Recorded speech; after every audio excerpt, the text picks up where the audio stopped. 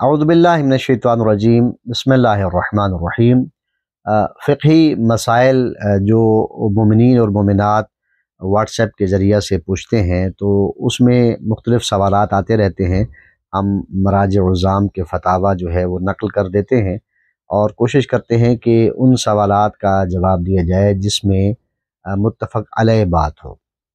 ایک سوال چونکہ رمضان المبارک بھی قریب ہے اور شعبان المعظم کے روزے بھی چل رہے ہیں، ایک سوال موصول ہوا ہے کہ روزہ کی حالت میں علاج کے لیے اندرونی چیک اپ جسے پیلوک ایگزامینیشن یا اندرونی الٹراساؤنڈ جسے ٹرانس ویجنل الٹراساؤنڈ کہا جاتا ہے، آیا یہ کروانا جائز ہے اور یہ کیا مبطلات روزہ میں سے تو نہیں؟